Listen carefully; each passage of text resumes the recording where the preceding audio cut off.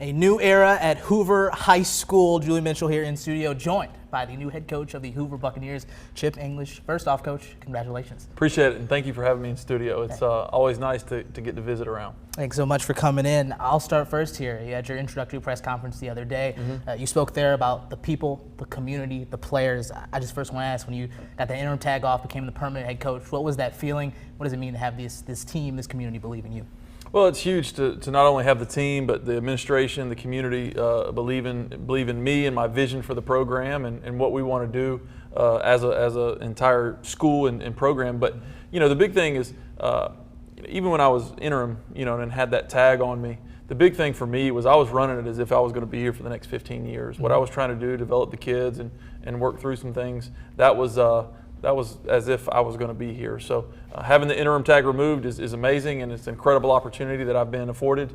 But as far as my mindset, it hasn't really changed much. Just because you care about kids, you want to do right by them, you want to put them in the best situations possible for them to have success. So that never changes. That's big, and this has been an interesting road. I want to go back to the start of the season there. Obviously, Coach Gilmer, Coach Helms resigned there, and you step in. I want to ask you, when you first addressed that room of players, what was that like? How did you guide this group through what really was a tough start to the year? Yeah, the reality was there was a lot of mixed emotions, and that's tough on a bunch of 14, 15, 16, 17, 18-year-old kids to kind of take in. And so as adults, as coaches, as mentors, as teachers, you try to make sure, one, that they feel safe and they feel like the place that they're at, which is Hoover, and the football program is a place where they can excel and grow as individuals. And the staff and myself felt like we did a good job of making sure, one, that they felt like they were wanted and safe, and two, let them know that no harm's done. Like, we're moving forward with this.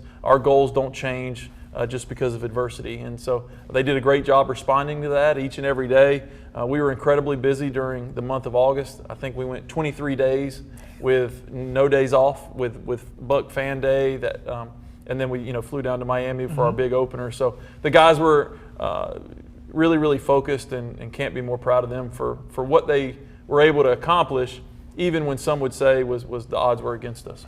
And you said it there, going to Miami. That's the first game of the season. You go through all that. Was a few weeks later. Go to Miami. You went on a field goal there in that game. Yeah.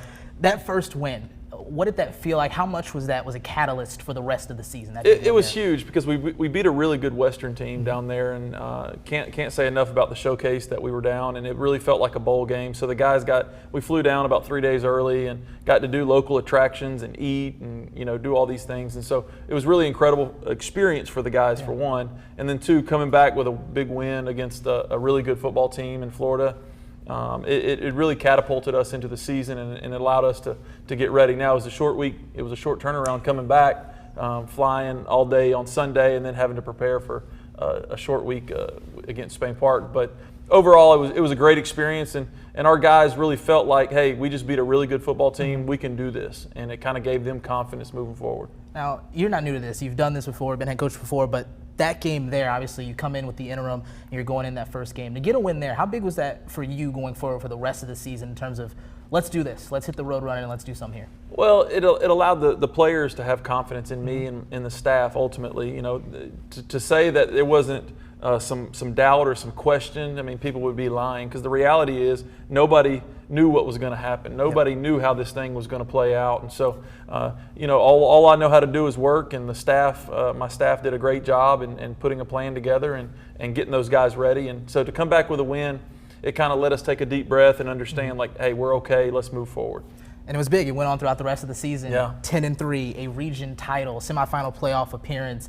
Just what do you think led to that success so quickly? I don't know if anyone saw, obviously I believe it was 5-7 a year ago, that quick of a turnaround, especially as you took over there. Well, ultimately you got to give credit to the players. We can coach all day long, we can yell until we're blue in the face, but it really doesn't matter. It's the players that are out there on the field, and I'm proud of them because they were willing to put into work. They didn't like the ending of what happened last year and how that season went, so they were determined on making sure that didn't happen again. And so they came to work every single day, willing to work extremely hard and do things they've never done before. And the results, thankfully, were in our favor. And so really happy for those guys, the community.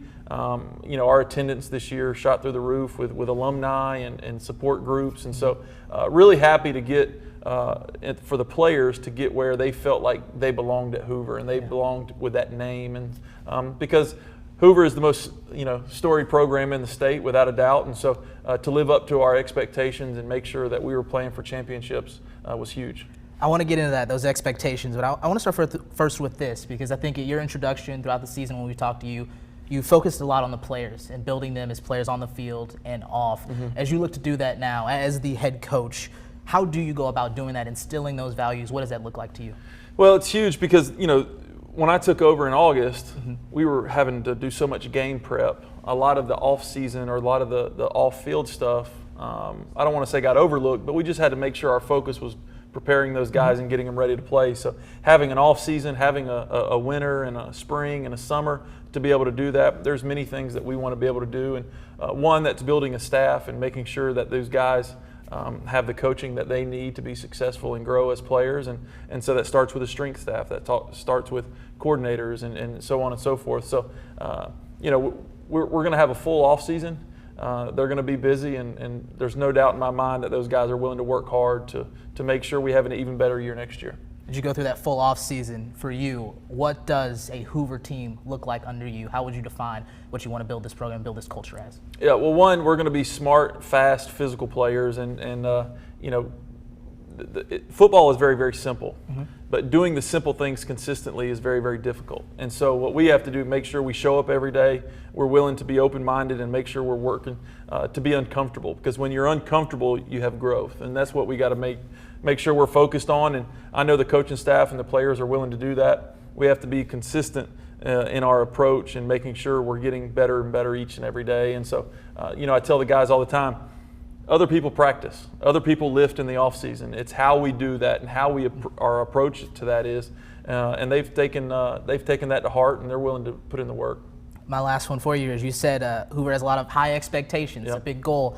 Winning in your class, in your region is tough. You won a region title this year, but Thompson, Central Phoenix, Thompson just won again. Those are the guys at the top right now. How do you get Hoover back to the top? You feel confident that Hoover can not just be competitive, but be back winning that state title like they did in 2017? Yeah, we were close this year, and it's been a while since state championships came home to Hoover, and we fully expect to put ourselves in a position to play for those titles, not just this year, but year in and year out. And so we know we're good enough, we know we're capable. It's just a matter of making sure all the right pieces fall into place and we're putting our best foot forward.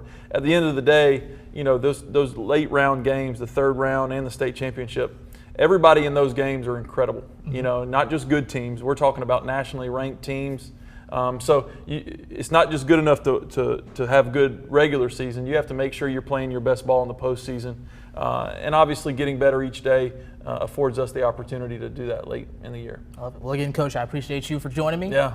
There it is, Hoover head coach Chip English.